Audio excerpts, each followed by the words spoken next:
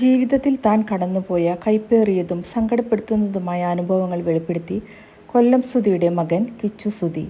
ബാല്യകാലം മുതൽ നേരിട്ട അവഗണനകളെയും ഒറ്റപ്പെടലിനെയും കുറിച്ച് വികാരാതീതനായാണ് കിച്ചു സംസാരിച്ചത്.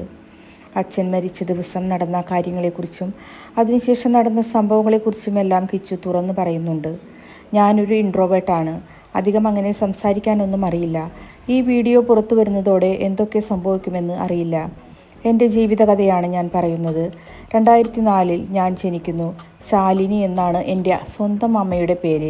തൃശ്ശൂരാണ് ജനനം. അച്ഛനും അമ്മയും തമ്മിലുള്ള അടിയും വഴക്കുമാണ് കുഞ്ഞിലേ മുതലുള്ള ഓർമ്മ. എൻ്റെ സ്വന്തം അമ്മ എനിക്ക് 1.5 വയസ്സായപ്പോൾ വേറൊരാളുടെ കൂടെ പോയി. പക്ഷേ അച്ഛൻ എപ്പോഴും എൻ്റെ കൂടെ ഉണ്ടായിരുന്നു. ആ ജീവിതം അങ്ങനെ മുന്നോട്ട് പോയി. ഇനിയുള്ള കാര്യങ്ങളെല്ലാം വ്യക്തമായി എൻ്റെ മനസ്സിലുണ്ട്. ഞാൻ ഒറ്റയ്ക്കിരുന്നാൽ ആകെ സൈലൻ്റാണ്. വേടൻ്റെ പാട്ടുകളാണ് കേൾക്കുന്നത്.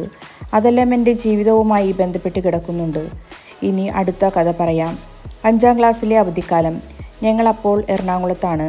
കുറേ നാൾ അവിടെയായിരുന്നു താമസം. അന്ന് അച്ഛന് ഷൂട്ടൊക്കെയുണ്ട്.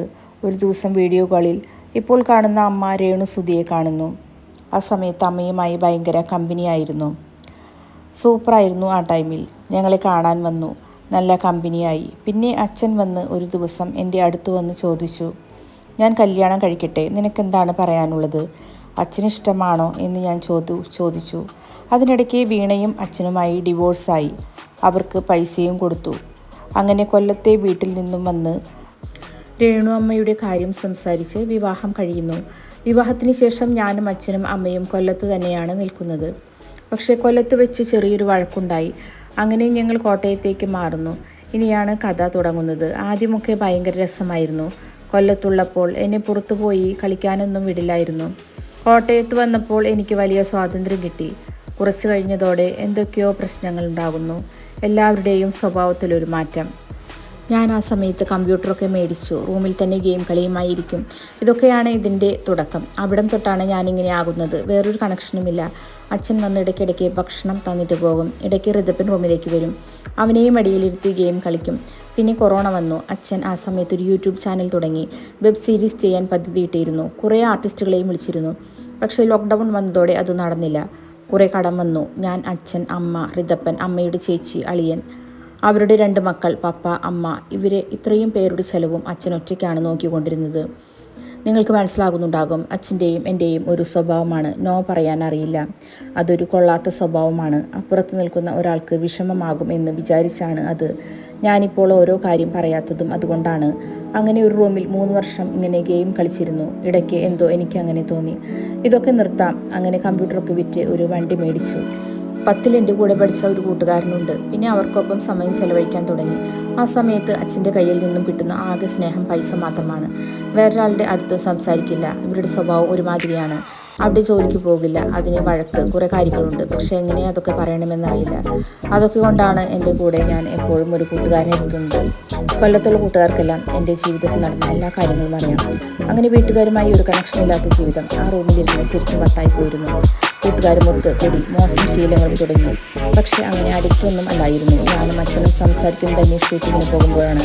ഇങ്ങനെ നിൽക്കുന്ന സമയത്തും കൊല്ലത്ത് വിളിച്ച് ചോദിച്ചിരുന്നു അവിടെ വന്ന് നിൽക്കട്ടെ എന്ന്. പക്ഷേ അതിനവർ സമ്മതിച്ചില്ല. അങ്ങനെ കോട്ടയത്ത് തന്നെ നിൽക്കേണ്ടി വന്നു. ഒരു ദിവസം അച്ഛൻ വന്ന് പറഞ്ഞു, ഷൂട്ടുണ്ട്, നീ വരണ്ട, അച്ഛൻ അങ്ങ് പോയിക്കോളാം. എന്നെ ഷൂട്ടിന് കൊണ്ടുപോകുന്നത് അമ്മയ്ക്ക് വലിയ ഇഷ്ടമല്ലായിരുന്നു.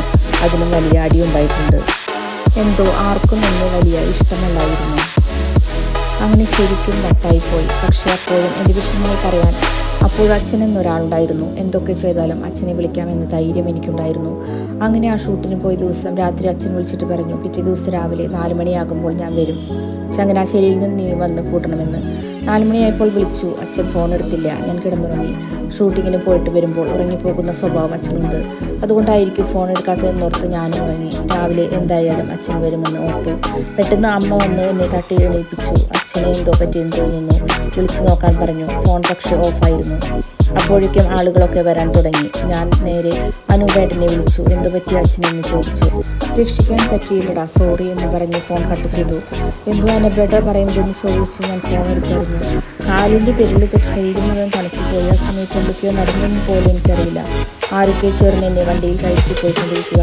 അനുപേട്ടനൊക്കെ ചേർന്ന് എന്നെ കളിപ്പിച്ചതാണോ എന്നൊക്കെ ആ സമയത്ത് ഞാൻ ചിന്തിക്കുന്നുണ്ട്. അവിടെ ചെന്നാൽ ഒരു സമാധാനം കിട്ടും. പക്ഷേ ഇവർ കാറിൽ അടിച്ചു പൊളിക്കുകയാണ്. എനിക്ക് എന്ത് ചെയ്യണമെന്ന് പോലും അറിയില്ല. ഋതപ്പിനെ എങ്ങനെ നോക്കും? മുന്നോട്ടുള്ള ജീവിതം വഴിമുട്ടി നിൽക്കുകയാണ്.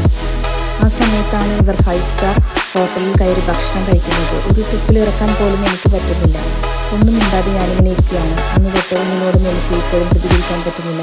വല്ലാത്തൊരു അവസ്ഥയിലായിപ്പോയി. ആശുപത്രിയിലെത്തുന്നതുവരെ ഇതൊരു പ്രാങ്കായിരിക്കണേ എന്ന് മാത്രമാണ് ആഗ്രഹിച്ചത്. പക്ഷെ പോകുന്ന വഴിക്ക് ഇവർ വാർത്ത വെച്ചു. അതിൽ ഞാൻ കണ്ടു. അപ്പോഴും ഇതൊന്നും എനിക്ക് ഉൾക്കൊള്ളാൻ പറ്റുന്നില്ല. നേരെ ചെന്ന് അച്ഛനെ കണ്ടു. ആളുകളൊക്കെ ഉണ്ട്. റൂമിൽ തുണി എങ്ങനെ മാറ്റി അച്ഛനെ കാണിച്ചു. അപ്പോൾ എനിക്ക് മനസ്സിലായി എന്ത് ചെയ്യണമെന്നറിയില്ല. ഇനി ആരുണ്ട്, ആരെ വിളിക്കും? അങ്ങനെ നിൽക്കുമ്പോൾ അനുപേട്ടൻ എൻ്റെ അടുത്ത് വന്ന് പറഞ്ഞു, അങ്ങോട്ടുള്ള കാര്യങ്ങളെല്ലാം നോക്കിക്കൊള്ളാം, ഇതിൻ്റെ ചടങ്ങുകളുടെ കാര്യങ്ങളും നോക്കിക്കൊള്ളാമെന്ന് പറഞ്ഞു. ഇതിനിടയ്ക്ക് മൃതദേഹം കൊല്ലത്ത് കൊണ്ടുപോകണമെന്ന് പറഞ്ഞ് പ്രശ്നം നടക്കുന്നു. പക്ഷേ ഈ കാറിലിരുന്നവർ അതിന് സമ്മതിച്ചില്ല. എൻ്റെ കയ്യിൽ നിന്നും ഫോണൊക്കെ വാങ്ങിച്ചു വെച്ചു. അനുപേട്ടൻ്റെ അടുത്ത് ഞാൻ കാര്യം പറഞ്ഞു. അങ്ങനെ ആ രാത്രി കൊല്ലത്ത് കൊണ്ടുപോയി കാണിച്ചു. പിന്നെ കോട്ടയത്തേക്ക് കൊണ്ടുവന്നു.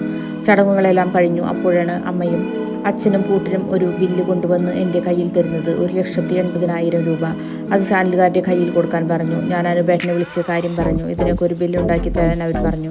അങ്ങനെ ഞാനും മായില് ചേട്ടനും ചേർന്ന് ഒരു ബില്ലുണ്ടാക്കി. ആ പൈസ ചാനലുകാർ തന്നു.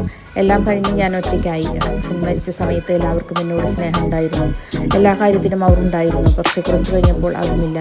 ഡ്രഗ്സിനോട് ഭയങ്കരമായി അഡിക്റ്റായി. രാത്രി ഉറക്കമില്ല. കണ്ണടച്ചാൽ അച്ഛൻ്റെ മുഖം.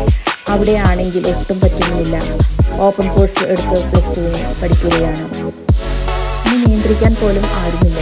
രാത്രി 3 മണിക്കൊക്കെയാണ് വീട്ടിൽ കയറുന്നത്. ആരും സംസാരിക്കാനൊന്നുമില്ല. എല്ലാവരുടെയും ജീവിതത്തിൽ മോശമായ സമയം ഉണ്ടാവില്ലേ? പക്ഷെ ആ സമയം ഞാൻ മനസ്സിലാക്കി. ഇടയ്ക്ക് അച്ഛൻ്റെ പറഞ്ഞാൽ ചെയ്യാൻ കൊല്ലത്ത് പോയപ്പോൾ അവർ ഒരുപാട് മിസ് ചെയ്തു. അന്ന് അവരങ്ങനെ പറഞ്ഞത് കൊണ്ട് അവിടെ മുന്നോട്ട് എന്ന് ചോദിക്കാൻ എനിക്കും പേടിയായിരുന്നു. എൻ്റെ വിഷമവും സങ്കടവും പറയാൻ ആരുമില്ല.